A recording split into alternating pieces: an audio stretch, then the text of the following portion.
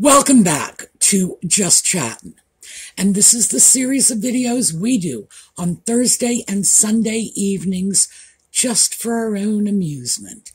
And yes, today's video is definitely for our own amusement. So, we have heard very little from Nutmeg in the past several days. Well, frankly, since Steube's disaster of a book has come out, with the exception of one very strange parking lot pap walk, which I guess is her new thing, just happening to be walking through a parking lot, and the paparazzi just happened to come upon her. Well, this is just a page from her earlier handbook, back in the days when she was attempting to get her name out there as a young Toronto actress. And she would call the news media, the paparazzi, anybody, and say, I'm going to be here, and, if the papers happen to want to come and catch me off guard, of course they can. Well, we know this because social media people have recently released some evidence that this pap walk was in fact staged, not just staged, but carefully rehearsed. The point of it was apparently to show off the diamond bracelet that King Charles, remember him, the evil racist monster that King Charles gave her. Who knows what she was hoping to accomplish with this? I think the message that comes out is, how racist can the man really be when he's handing her off diamond bracelets? But perhaps the message was supposed to be, look, we really are still in tight with the royal family. Your guess is as good as mine. I need to throw the third possibility out. No motive beyond the fact that she just loves seeing her picture in the paper. All right, when we come back, we are going to get to the topic.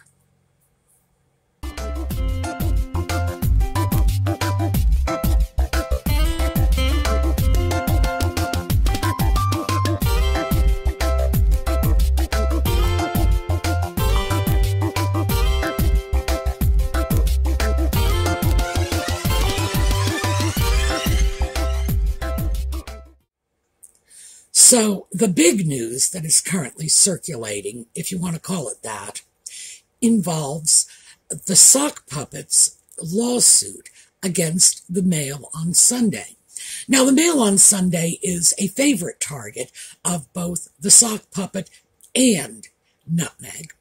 And Nutmeg has successfully sued them for $1. But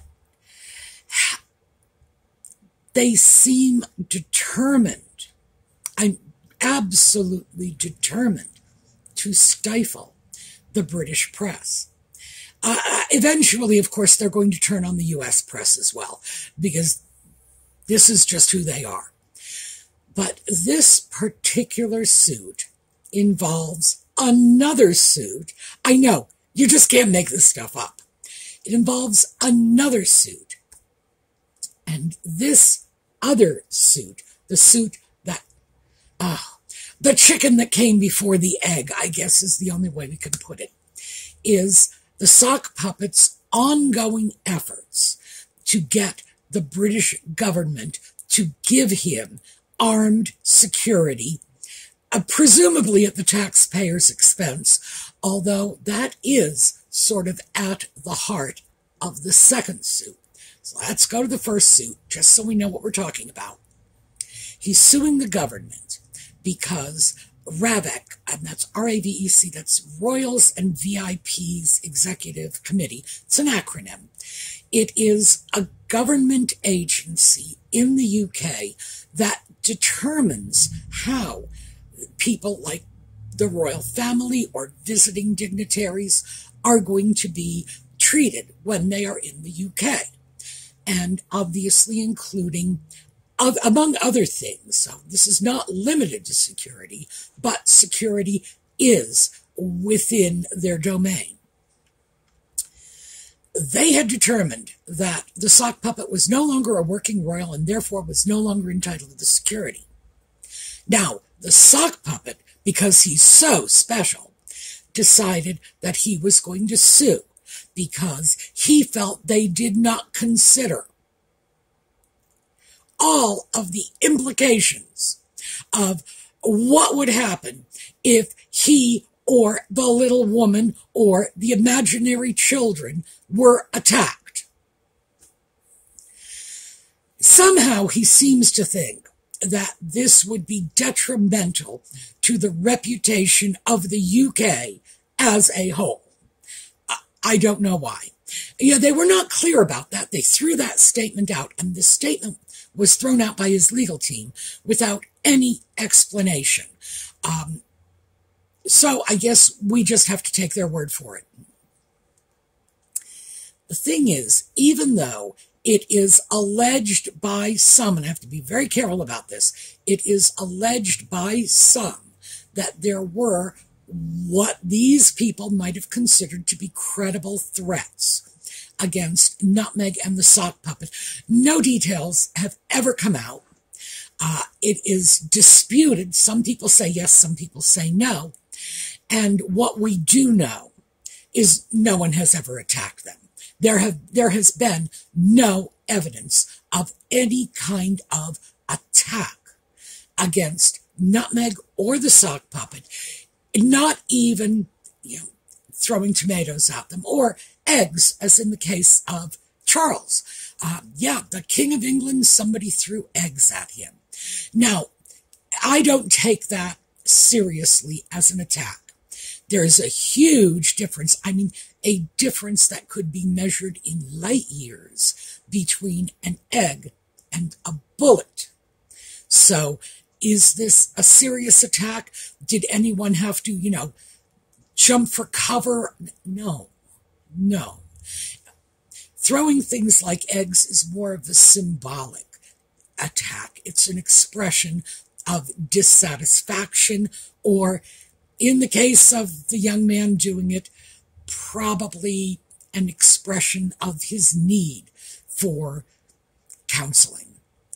Nevertheless, no credible attacks, and it's important we keep that in mind, that they are not mobbed by the press, by the public, by anybody, which we have all seen with our own eyes, no matter how much they might whine and whimper to the contrary. These are people who can walk down the street just like anyone else, and we have seen footage of the Princess of Wales shopping at Tesco. So there you go. If she can walk into a store and fill her shopping basket with, the little supplies with which she makes cookies with her children, I don't think Nutmeg and the sock puppet are at any great risk, certainly not in the UK. Nevertheless, he wants that security, and he wants the entire world to believe that he and the little woman are targets. They are just standing out there with throngs of people, peasants, with torches and pitchforks. That I would believe. But the fact is that this is all in his head. This is all a manifestation of his own notions of his own self-importance. And, of course, the self-importance of the little woman. So, is this legitimate? Are there legitimate threats going on? Well, I have not been able to find a single bit of evidence indicating there has been any actual action taken against either one of them, no matter where they have been. But he needs the security because he was born to this risk. Oh my. Just to give you a little point of comparison, we too had a little princeling. And we saw that little princeling at his dead parents' funeral. And just like the sock puppet walking behind his mother's coffin, that little boy saluting his dead father became an iconic image in this country for generations, So I remember it vividly as a child. And that little boy lost all of his Secret Service protection when he turned 16. Okay? Just to give you a point of comparison. Born to the risk, I would say yeah. Please remember, and those of you in the U.S. I'm sure will remember, that when Jackie Kennedy married Aristotle Onassis, she claimed, I do not know what really went on, but she claimed at that time that if they were killing Kennedys, she needed to get her kids out of the country. So, and that was following the assassination of Robert Kennedy, John's brother.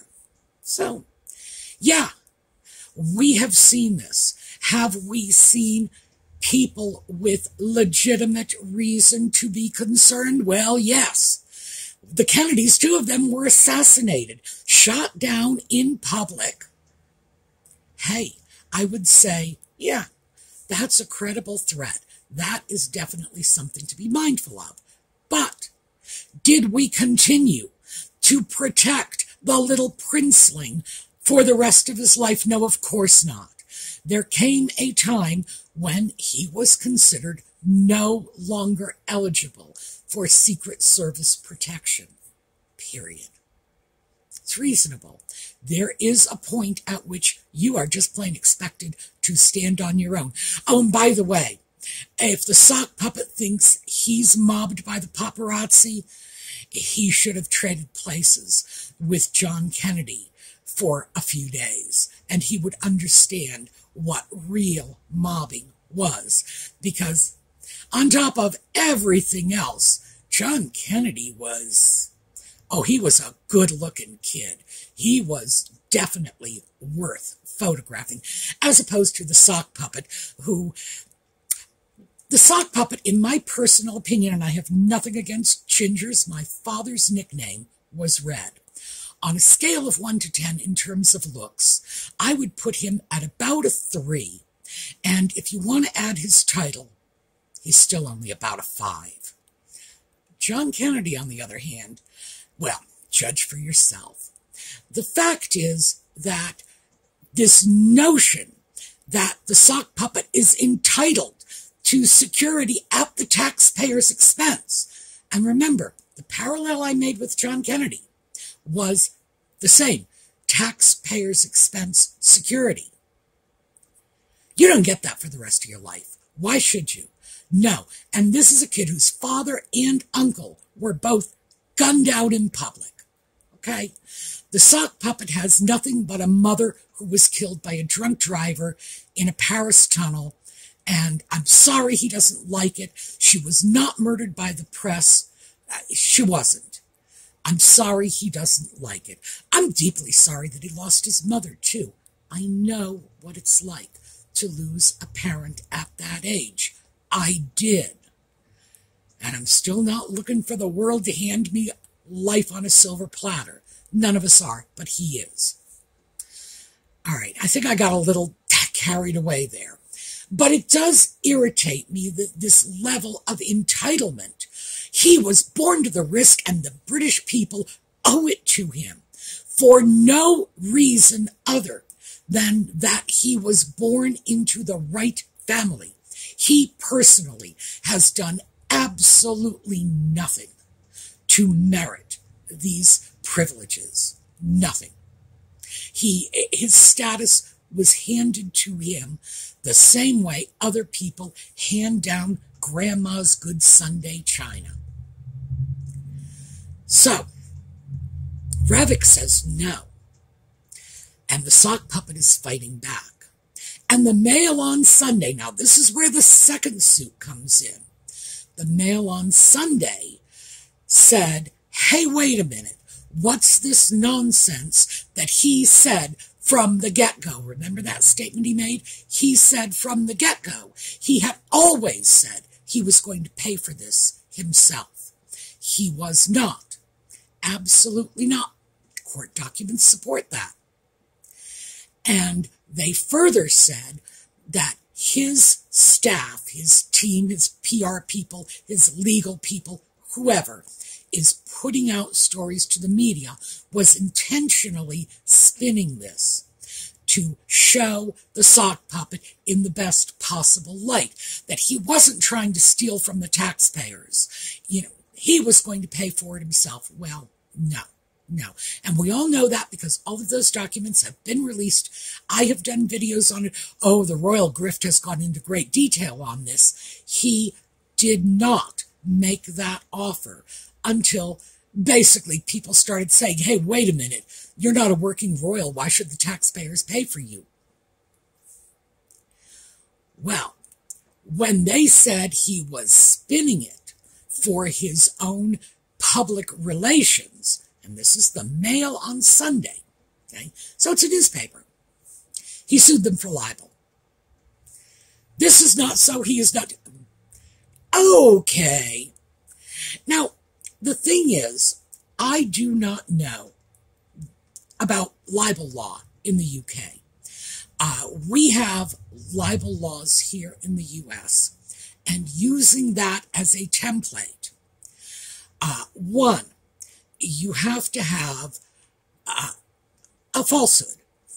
The information must be untrue.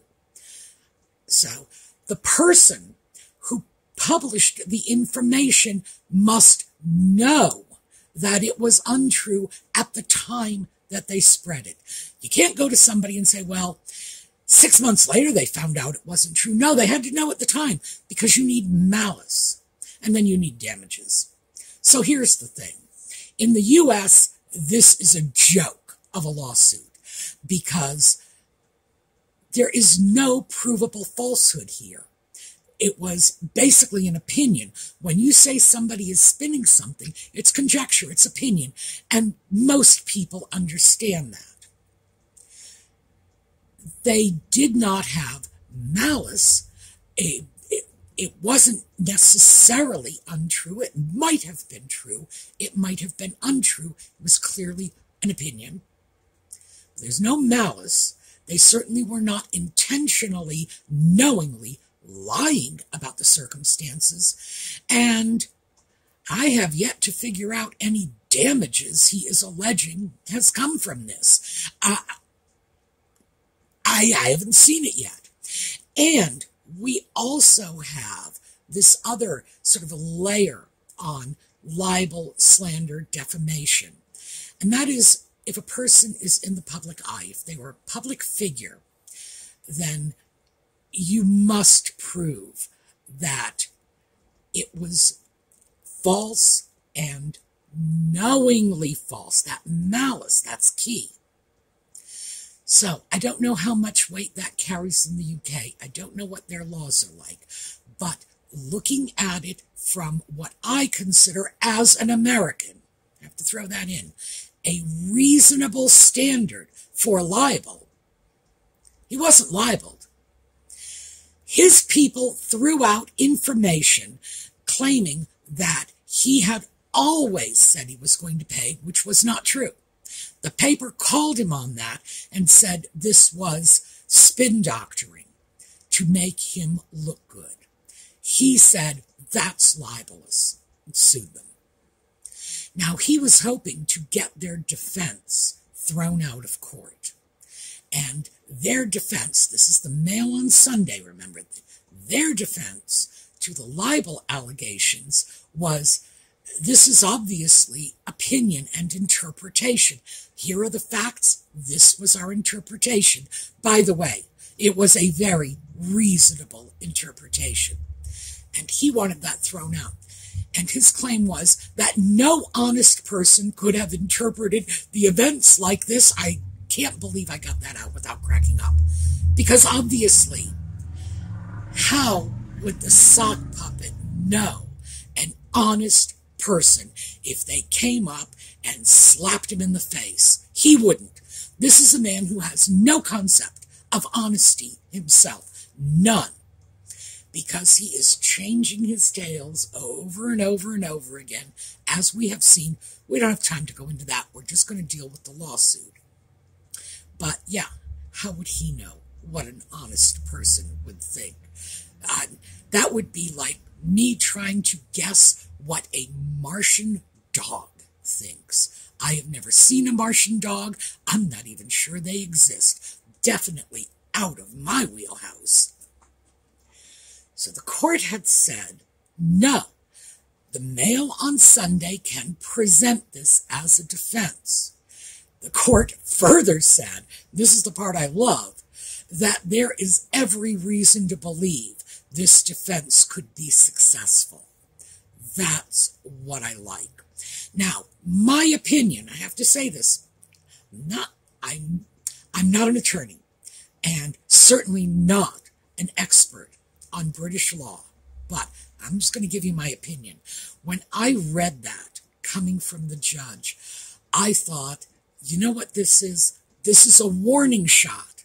They are firing a shot over the sock puppet's bow, suggesting to him he might want to drop this, that they feel the Mail on Sunday has an excellent defense, and basically he is wasting everyone's time simply to salve his ego.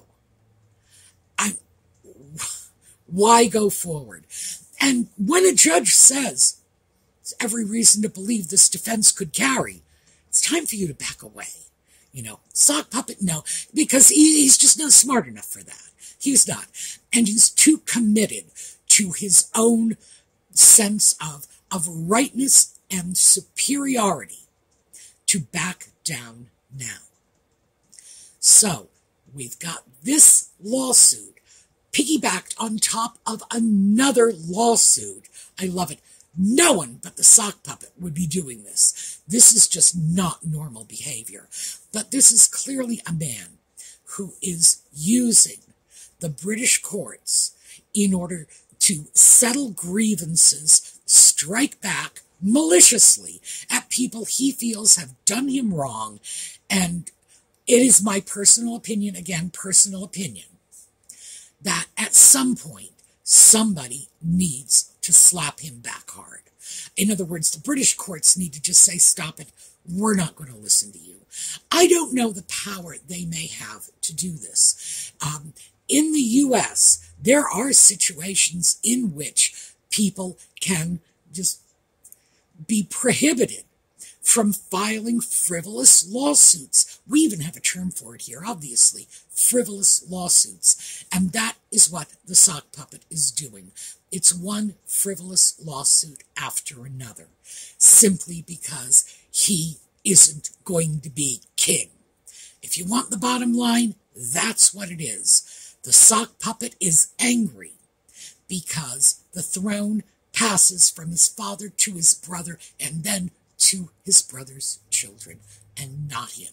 And he's out of the loop. He is not special. No one is ever going to call him Your Majesty. And this is the actual war he is fighting. And he is determined to fight it through the courts. So, that's where we are in this overall quagmire. And I understand why people don't know what's going on. I've read articles. In fact, I have at least 3, possibly 4, I don't remember how many, articles cited in the video notes. It's right underneath the video on this channel. And if you go through those, and I suggest you do, I put them there so that you can go research this for yourself. I want you to at least have some sense of security that I am giving you the information as best I can by giving you the opportunity to check it out for yourself. Thing is, when we start looking at this mess, this tawdry little mess, all I can think of is that somebody honestly needs to back this boy off. As I said, in my opinion, he is just fighting out a personal grudge match against everyone who has ever done him wrong. He is angry that he is no longer in the line of succession, that he has been sidelined. Now, that was, from the moment he was born, that was inevitable, that one day his brother would grow up, have kids, and he would be sidelined. He's not taking that lying down. He is demanding that we all treat him like God's gift to the planet, like he is somehow something special, something notable, something that deserves all of this nonsense to which he feels he is entitled. Yeah, he wants the armed police. He wants the bells and whistles. He wants the status. What does he really want? He wants to be the one to take his father's crown. Just that simple. So I would have to say that, yeah, I go through these weird stories in the press. It's hard to untangle them because they're crazy. You know, the thing is, I don't blame journalists for having a hard time laying this out for people because, first of all, there's so much repetition. In order to deal with what's happening now with the libel suit against the Mail on Sunday, you have to bring in the suit against Ravik, and you have to bring in the past on that, and blah, blah, blah. It's necessary to just sort of recover a whole bunch of old ground.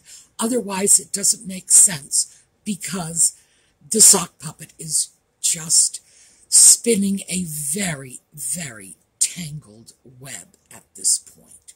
So those suits, that's why those two suits are rather inextricably linked, the libel suit and the Ravik suit.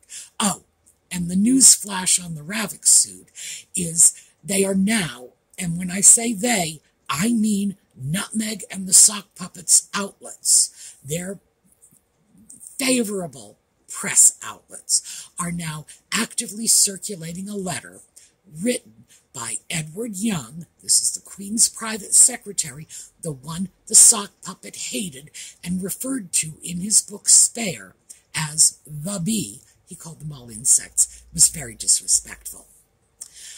And Edward Young wrote a letter on behalf of the Queen saying that back in 2020, when the sock puppet and Nutmeg first left the UK, the Queen favored them retaining security. Well, things have changed a lot since then, so I'm not sure what they hope to gain with this letter, except, obviously, to throw around, well, the Queen wanted it, and it's like he's not satisfied trading on his dead mother's legacy. Now he's going to trade on his dead grandmother's legacy. I don't know. You know, there's a special place in hell for this boy. So, that's what I have for you today. I hope I have done something to at least make some of this a little more intelligible. We are going to take a look at a slideshow on the way out. I'll probably dig out one of my favorite Queen slideshows. And we will see you all next week. So, meantime, have a terrific day.